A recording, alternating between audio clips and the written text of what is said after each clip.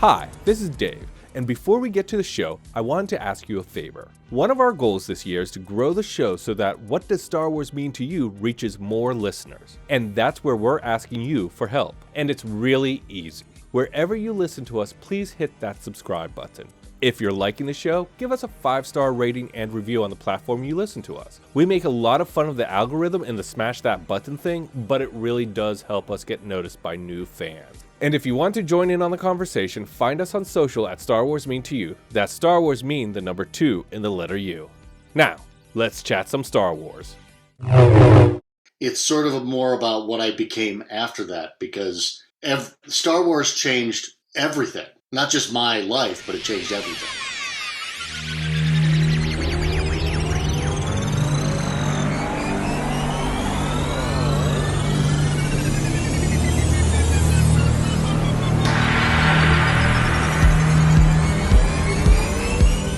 Hello there.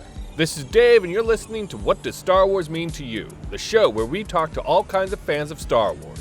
From industry insiders to indie artists, from mega collectors to obsessive mythologists, to find out how Star Wars impacted their life. Here's the thing, there's a lot of ways to look at Star Wars, and it's all from a certain point of view, and that point of view is yours. Now, I've always loved hearing people's passionate points of view on Star Wars because, for me, it reveals new ways of looking at the franchise. Also, let's just face it, it's fun to talk Star Wars.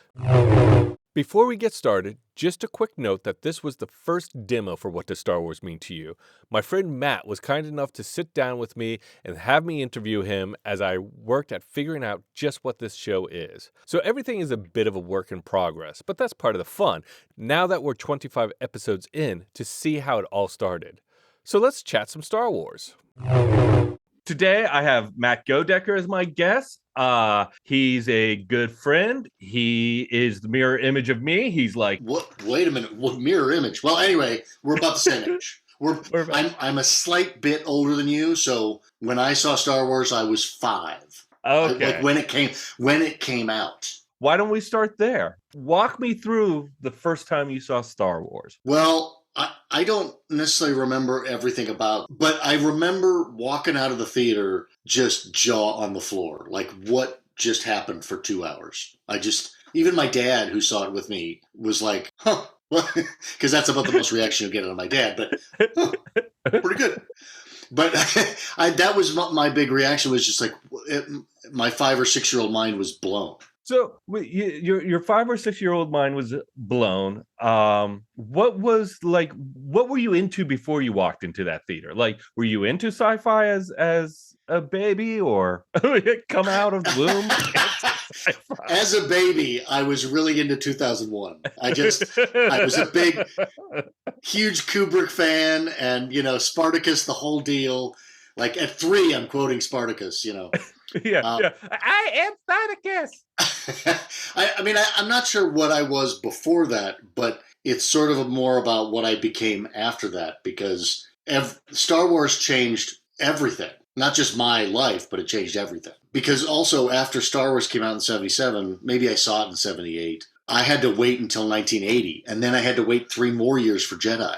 So everything changed after Star Wars.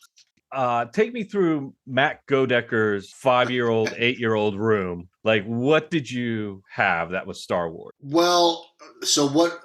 I don't know about my room, but what would happen is there was a mall. This was the beginning of the mall era. So there was a mall nearby. So we would go into either JCPenney or whatever store it was. I think it was Penny's. And, Mom, can I please buy Star Wars figures? Mom, I just want that one. I just want that one. And it's like, you can have one. You can have one this week.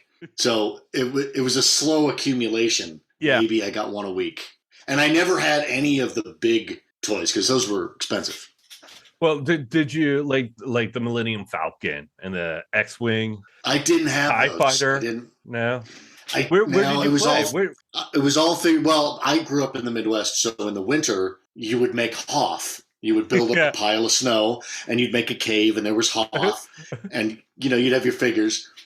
I suppose if I grew up in California, it would be Tatooine. Yeah. Especially right now. Everything's on fire, and it's all sand.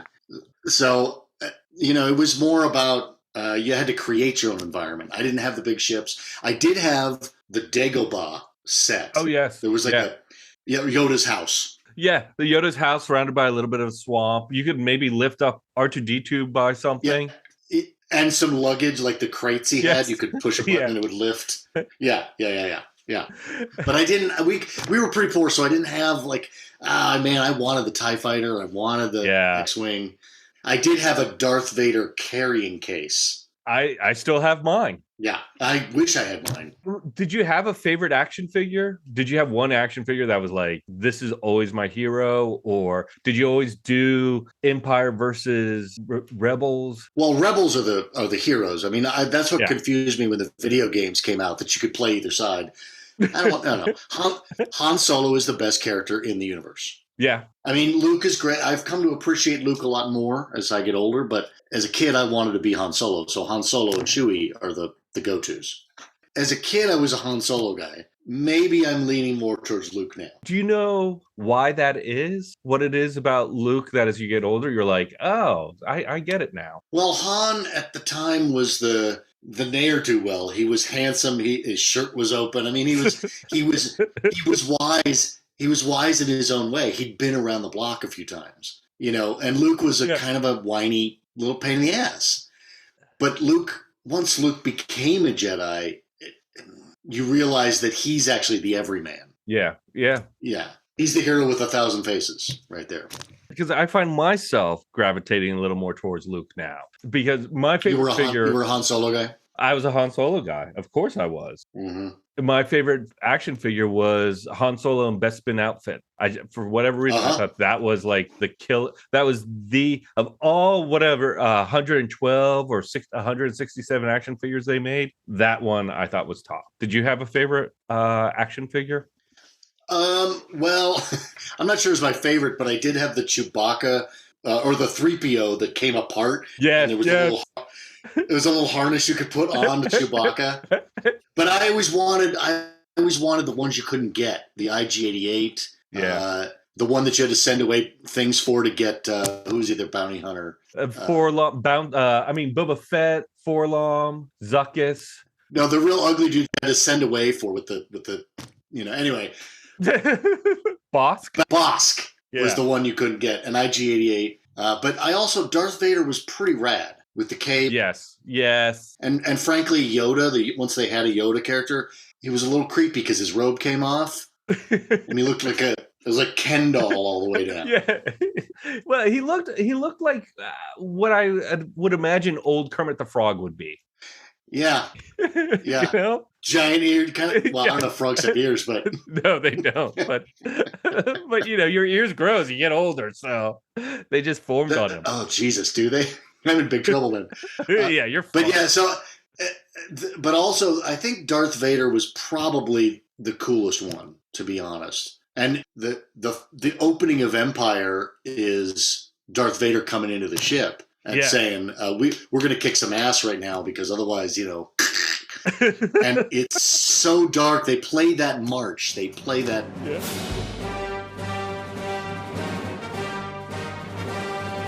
I think that's one of the other things that got everybody about Star Wars was music, because we were talking about Boba Fett before we started, or not Boba Fett, the Obi-Wan show. And I have opinions about the show, but in the trailer, there's that little music where they first open up on Tatooine, and this is Luke's home, and it was a little flute or something. Yes. And I went, oh. It hit me. It is amazing how that music, like you hear that fanfare and you instantly just go, hey, what's that? What's happening? Yeah. Even the opening beginning a long time ago, there's a little Stardust music. Yes. Plays, and you hear that and you go, oh, I got to pay attention now. Yeah. I got to wake up. Do you remember the first time you saw Empire? Oh, I was waiting for that. I couldn't wait. I was 8 years old. 8 years old. I mean, that's just prime. Yeah. Like, what's going to happen next? He already blew the Death Star up. What's going to happen? It was the biggest, and it was literally a blockbuster. It was one of those movies you lined up for. Do Do you remember? I mean, how old were you? The You were a little Empire, younger. I was 7 or 8, and there's some things I remember going up to the Dennis Theater, which was a local theater, and seeing it. And I remember seeing it like twice in 2 days, I think. Like I went Mhm. with like my parents, and then the next day I went again with a friend. And I don't remember how, like, if it blew my mind or not, because it wasn't until Jedi that my memories really solidified. But I do remember like getting the action figures and always playing with them, and always like everything for me was Mhm. about Star Wars. I had like 1977 Star Wars wallpaper on one wall, like Yeah, on an accent wall. I had Star Wars sheets. Yes. Yep, yep. Yeah. It was Star Wars everything, really, except for the Underoos. Did it change you at all, like in your childhood year? I mean, of course, it impacted your childhood years, but what was it about it that kind of attracted you? Well, I think maybe this is in retrospect, but I think the fact that Empire, the bad guys win, was Yeah. nothing ever did that. No shows Yeah. did that. The good guys always win, but this one the bad guys win, and it was the cliffhanger ending. Yes. You don't know what the hell just happened. He has hand chopped off, for God's sakes. And Han Solo's in a block of carbonite going Right. who knows where. And like, will Right. he even be in the Jedi? What's going to happen? And then you had to wait 3 years. And but that was also, I think, too, when the playing with Star Wars figures really came into play, because they had, once that movie came out, they went full board in terms of creating planes and ships and whatever. Yeah. Yoda's house, Yeah, and I'm 8 years old, 8 and 9 years old, and so I'm like, how much more Star Wars stuff can I get? How much can I get? That's when I got the Darth Vader carrying case, and and then I Jedi, waiting for Jedi was like every summer. It was like, yeah. You asked me a question off screen or in an email about what happened after Jedi, and like what did you do in the absence of Star Wars? And I was the great Star Wars void, the dark times. The dark time. Before you answer that, tell me what would you call the dark time years? Like, what is that period? It's like 82. Well, Jedi came out in 83, so 83 you were happy. You're like, okay, great. Yeah. But then 84, by 84 you get Back to the Future. There were lots of other Ghostbusters. Well, Ghostbusters was 84 as well. Yep. So things came in to fill the void. But at the time, things weren't serialized like this. Movies weren't serialized. No. Like James Bond movies, it was a new movie every time. Yeah. These 3 movies, by the end of Jedi, the way George Lucas talked about it too was, it's over. The story's over. The end. Period. The end. We're not making any more. That's it. Yeah. You can rewatch Jedi 400 times and that's it. Yeah. So that's kind of how I did get through the dark times, is because there was other movies to watch that were epic 80s movies. Oh yeah. But there's also the like little things, like West End Games came out with a role-playing game of Star Wars in like 87. There was the Ewok movies, the television movies. Did you watch? No, I did not watch, because I knew they were terrible. I did watch the original holiday special, but I did have for after Empire came out, Atari had the Empire Strikes Back game where you fought AT-ATs on Hoth. And that was the whole game, was you shoot AT-ATs. That was it. It was Pitfall on Hoth. It was Pitfall on Hoth. And that tided me over pretty good for a little while, because I would just sit there and, go nuts on the video game for hours and hours. Yeah. And then eventually, there were novels, the late 80s. There was some sort of cheesy Timothy Zahn novels. The Timothy Zahn novels. A.C. Crispin, who wrote a lot of good Star Trek novels too. Some of my favorite Star Trek novels. Yes, that's absolutely right. I read a lot of Star Trek novels at the same time. I didn't get into Star Trek until after Jedi. Like I just didn't understand it. Even Star Trek 4, really? No, Star Trek 4 I liked, but that was 87, I think. I think so. That sounds about right. Yeah. I mean, I watched Star Trek the whole time because my dad watched Star Trek. So the reruns would be on Saturdays I watch them all the time. So your dad was into sci-fi. Yeah. Oh, totally. So That helped. Like, speaking of Kubrick, 2001 was like a big deal. Like, we watched that movie every time it was re-released. They would re-release it every now and then. yeah, so that was like the Godecker Christmas. Going to see 2001. Yeah, because we didn't really have a Christmas. I forgot. I'm sorry. It's sad. It's sad. You refer to the prophecy of the one who will bring balance to the Force. You believe it's this boy? He can see things before they happen. He can help you. The Force is unusually strong with him. How excited were you when Phantom Menace was announced? To be honest, okay, so obviously we were all excited, and you saw the trailer, and it was like a teaser trailer, and you're like, oh my God, oh my fucking God, he finally came back and did it. I saw Phantom Menace in the theater probably 4 or 5 times. I did too. I did not immediately get into the negativity about that movie immediately. And to be honest, in my opinion, Phantom Menace is the best of the 3 prequels. That's my opinion. That's it. Support that opinion.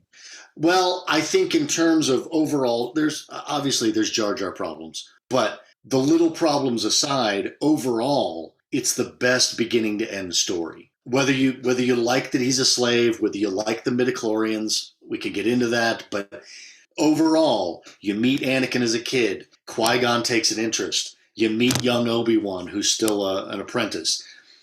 They go on an adventure. The pod race is a huge. That was fun. Yeah. He meets Padme.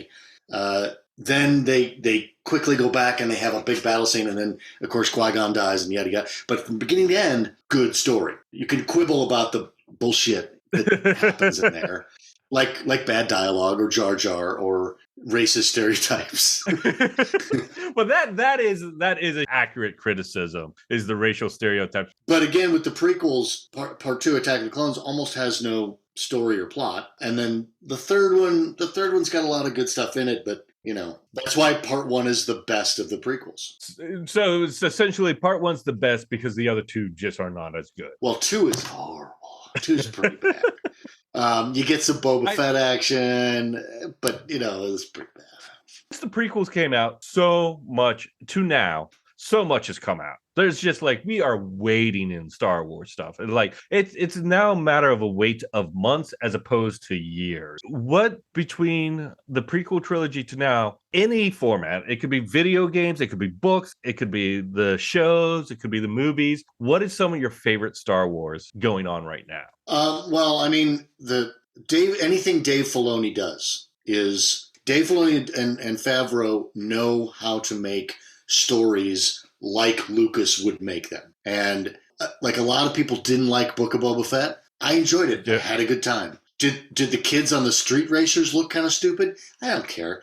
I had fun. The same with Mandalorian. It's fun. I hope they recast Mark Hamill. Recast him. Because I want to see stories set in that time. And we don't need to de-age Mark Hamill. It's okay. We can let him go. Yeah, that's to see the characters continue on, you'd like to see them recast. Yeah, why not? I mean, they recast Leia in Obi-Wan, basically recast her. I mean, it's a kid. They recast Obi-Wan for Obi-Wan because he's not Alec Guinness. Right. So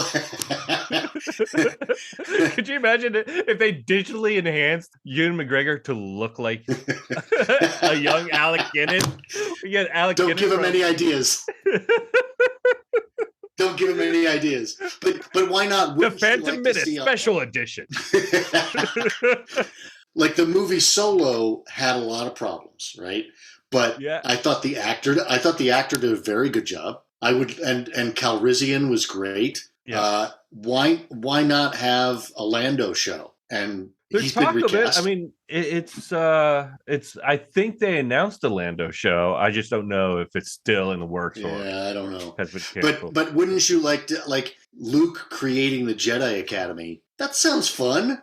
Yeah. I would watch that and just recast him. Let's move on. That's a very Rian Johnson. Well, Don't get me started on Ryan Johnson. But recast. You know what I've been thinking about I'd like to see? I'd love to see a Star Wars cartoon that takes place between Star Wars and Empire or Empire and Jedi, featuring Leia, Luke, Chewie, Han. Yeah. It'd be so much fun. Like a week-to-week show. That's the other thing about how brilliant George Lucas is and how he did change everything, is that there's world building. He created world building. So we can, if you can come up with a story that fits anywhere in the timeline, it probably is going to be fun. The genius I feel with the prequel trilogy was that world building, in that he set these tent poles like 10 years apart and was like, someone else fill in the rest, have fun. And I think that's one of the, because when you start watching the Clone Wars and Bad Batch and Rebels, you're like, oh my God, there's all this great material in between these big posts. What are the tent posts? I forget what it is. You're really tent close pole. to speaking English right now. Tent pole events. That's what I was saying. Easy, buddy. But that's absolutely, that's why Rogue One worked, in my opinion, so well, is because it was this little story that leads right into Episode 4. Yes. I for one didn't know Leia was coming into the end of that. I didn't know that either. I didn't know that either. I was like, oh, rad. I have to say, a lot of people slag on Tarkin in that movie. Yeah, well, the CG. One of them.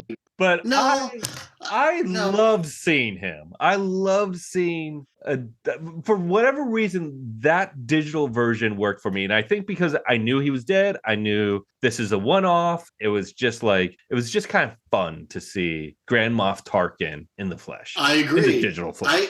I think I was okay with it because I watched the Clone Wars, and he's in the Clone Wars as an animated, obviously, but he kind of looked like that. And I was like, all right, great. Again, the world building is what makes it work, is that it could be an obscure character, like Mon Mothma is suddenly now, like with Andor, is again, she's like a huge lead. Right? She had like two lines in Jedi or whatever. Yeah. And now she's a huge character, in 3 movies or whatever. Yeah. Great. I don't even think she had an action figure back in the day. She did. She did? There was when we were kids, there was a Mon Mothma? There's a Mon Mothma Kenner figure. I may have to Google that. I may have to fact check that, but I'm pretty sure I remember. I think you need to fact check that. I don't, maybe you might, I don't know. I don't know, because they had General Nadine who came. They all came with like a scepter. Like none of them had guns. They were just like Admiral Akbar, General Nadine. Was it Nadine? Was that his name? Nadine. It was. Nadine. I thought that was an example. That was an example of a terrible name, Captain Nadine, and he was this guy with a blonde beard for some reason. The other terrible name. The other terrible name that jumped out at me, I think it's in Episode 1, is Captain Banaka. I just thought, like, you named him Banaka? Okay. Isn't that it's a breath spray. Breath spray. You know what? But it's Captain Banaka. I'm not seeing the Kenner version. Just the old, the mid '90s of a Mon Mothma. I'm not seeing it. Like I don't think they made Mon Mothma back then. Maybe they probably didn't. I thought they did, but because she only had like 2 lines. She had like 2 lines. General Nadine had nothing. He just walked into the scene. I guess he did. I guess he did say a little bit more. He had lines, but he literally, they go, and now General Nadine. It's like that name has no balls to it. No balls. But then Admiral Akbar was the baddest badass of the executives, the rebellion executives. Yeah, he was in charge of shit, man. He was a badass, But General Nadine. I don't know. It's just Star Wars does that sometimes. Like there's some names in Star Wars that are just either dorky or too obvious. Sidious. Oh, really? Named him Sidious, like Insidious. Okay. Yeah. I also General Grievous. I had that name. Right, Grievous. A little too on the nose. Too on the nose, yeah. Like Darth Vader is like, what the hell does that mean? I don't know what a Darth is. Is that his first name? It turns out that's his title. I always thought that was his first name or something. Maybe I knew it was his title. Well, but in episode 4, Obi-Wan does call him Darth. Yes, he when does. they're about to fight. Oh, yeah. come on, Darth. Yeah, which would be like saying to General Nadine, "Come on, General." come on, Almondine. Oh, I mean Nadine. I mean Shirley. If you could go back and pick one thing to watch again and again, what would it be? I do watch Clone Wars and Rebels. I'll watch Rebels again and again. Yeah, I think it's a really well-made show. It's got heart. The animation is a little different style than everything else. So I'll put that on if I'm just like I'll put that on. Yeah, all the time. I agree with you. Rebels is probably my favorite of all the show for sure. And I think it's all the new stuff. I think it's some of the best Star Wars since the original trilogy. I love it captures the feeling of the prequels, the original trilogy, while having like that core character base of the original trilogy. You know, you're following 5 people. The lead is a young kid, so you kind of go back to the Luke Skywalker thing. He's a kid. The other thing I think they do a tremendous job. I don't know if this is intentional or not, but the first season feels very kind of young, and then the second and third season you start feeling war torn, and it's a great evolution of the characters that it does mirror the prequels in that you started out very young and innocent, and you kind of get it corrupts you or hurts you or scars you. That's it. It scars you, and they all have scars by the end of that series. Because ultimately, I think because Anakin became Vader, that sets the tone for everything. Is that everything goes from you're a kid, everything's okay, to life happens and you become fucking Darth Vader. Right? And or as an adult, you come to a fork in the road where you could become Vader or you can stay Anakin.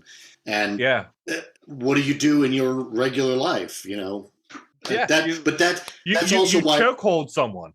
Yeah, it's just sometimes you got to choke people, but that's also why Rebels walks a real fine line, because in the end we're leading up to Darth Vader. Yeah, everything kind of leads up to the Empire wins. That's that point in the timeline, so we know what happens, and it's dark. Yeah, it's dark, man. Anakin kills little kids. Yeah, even in Obi-Wan, which again I had issues with here and there, but Vader is just killing people just randomly. Like, watch this. Watch this.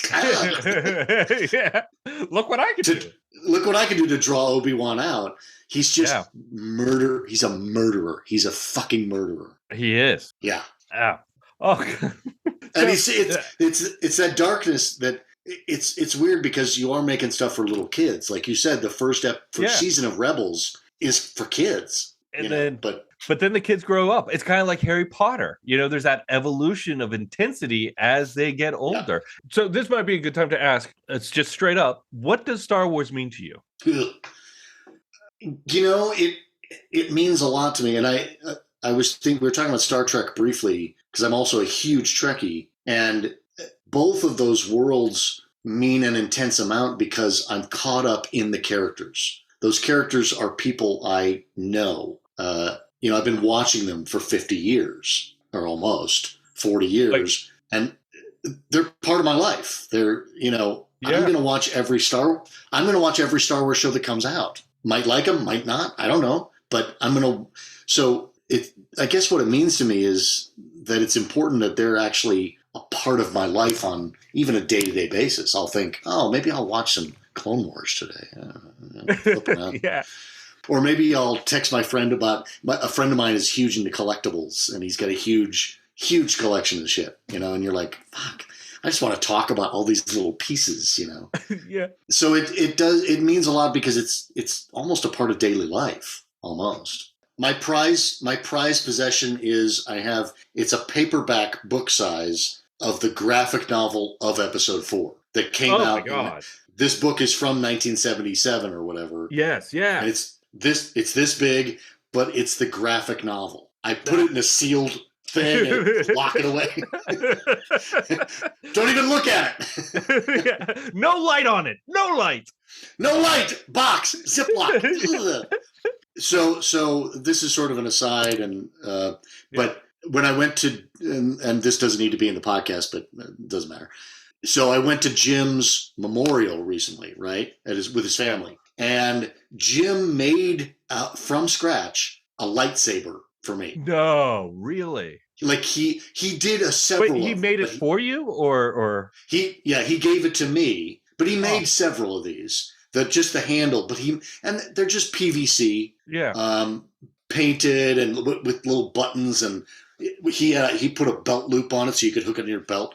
But he's a really great artist too. He was a good prop maker. He could make props, and so because he made it, I gave it back to the family, so that they could have it as an heirloom because of something Jim made. Yeah, but it's a lightsaber, and that lightsaber. You're talking about what Star Wars means. The lightsaber itself is kind of everything encapsulated in Star Wars. And then once they develop the story of the crystal that lives in and the crystal's alive, and you have to go find your crystal, it suddenly your imagination just explodes. Absolutely. You're right. The most iconic, and I never even thought about this before, but the most iconic thing from Star Wars is the lightsaber. And I would, not just the blade, but just the handle. I mean, even now it's like the magic wands of Harry Potter. It's like, this is Dooku's lightsabers. It says something about the Jedi who holds it too. For my ally is the Force. And the Force is what gives the Jedi his power. Force is with me. I'm one with the Force. May the Force be with us all. And now, 5 with the Force. Okay, so this is a segment called 5 with the Force. 5 questions that I ask you. They should just be kind of straight up answers. The 5 with the Force is something I'll ask every guest. Okay, I love it. What is your favorite Star Wars movie? It has to be Empire, but Episode 4 is they're tied. But Episode 5, I mean, it's the best. Who is your favorite Star Wars character? I mean, I'm pretty standard. It's Han Solo. I mean, he's the coolest. I didn't like how his arc ended by Episode 7 or whatever, but Han Solo, easy. Yep. Favorite Star Wars line to quote? There's just so many. I mean, wretched hive of scum and villainy is a great line. That's a good one. Yeah, that's just a great line, and Alec Guinness just kind of puts it out, Yeah. But also, I probably the deepest line, I guess, is "Do or do not. There is no try." Of course. Everything Yoda says is a fucking quote. Yeah, but that "Do or do not. There is no try" is the Jedi way. That's the whole thing in a sentence. You know what you need is a lightsaber that says that. Then you'd have iconic imagery with the iconic line. Although, can I tell you what I have one more quick favorite line though. Please. It's in Jedi, and Han Solo, they're trying to break into the bunker to blow it up. So they're hiding behind the thing, and Han Solo comes up and taps the guard on the back, and then runs, and the guard goes, "Hey!" It was obviously a voiceover line. Hey! It's terrible. It's so terrible. There's so many great line deliveries, like, you rebel scum. And then when they're escaping Hoth, and Princess Leia is saying, like, okay, this is what we're going to do, and blah, blah, blah. And then you'll go up against the Star Destroyers. And then one guy goes, 2 fighters against a Star Destroyer?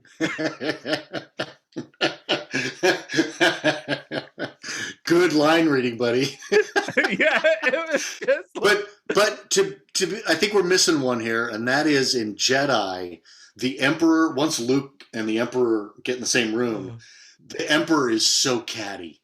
I'm afraid the shield will be fully operational when your friends arrive.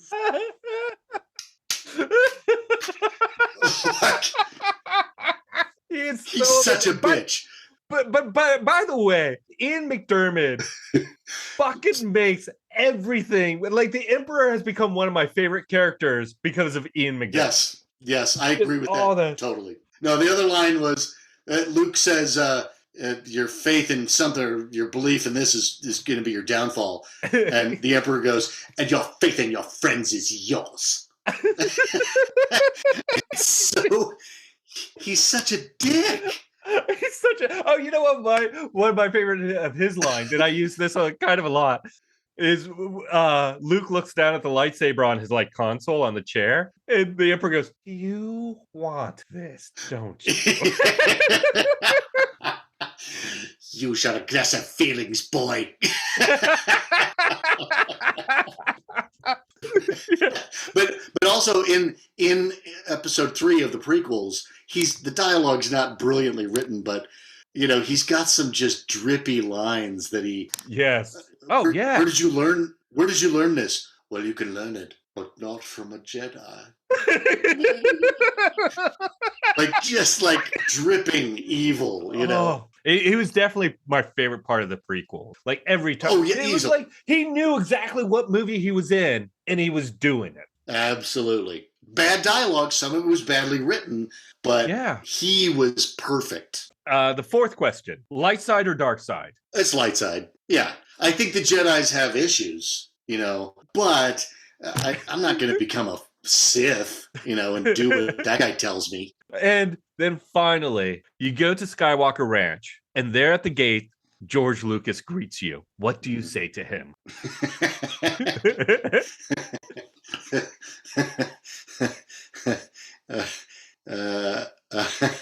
That's a tough question. I would say, do you have a print of American Graffiti we can watch? Something like that. Or do you have a print of THX 1138? He'd be like, well, actually, it's 1138. Yeah, 1138. Can we make a sequel to that? Is that I'm here to write a sequel with you. Is there a 1139 coming out soon? Yeah, exactly. Something like that. So that's what Star Wars means to Matt Godecker. What did you think of this demo? Did you like the sound ups throughout? Do you think the Emperor was super catty in Return of the Jedi? Do you know what JCPenney's is, and where did you get your Star Wars figures as a kid? Get in on the conversation on Twitter or Instagram at Star Wars Mean to You. That's at Star Wars Mean, the number 2 and the letter U. Hit the subscribe button so you don't miss a single episode. If you're liking the show, please give a 5-star rating and review. And remember, the Force will be with you, always.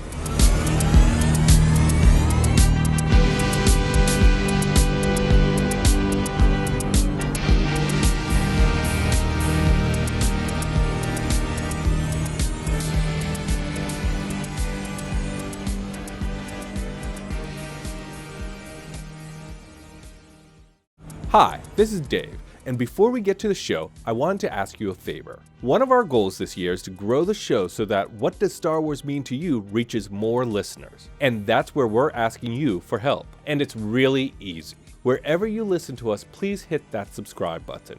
If you're liking the show, give us a 5-star rating and review on the platform you listen to us. We make a lot of fun of the algorithm and the smash that button thing, but it really does help us get noticed by new fans. And if you want to join in on the conversation, find us on social at Star Wars Mean to You. That's Star Wars Mean, the number 2 and the letter U.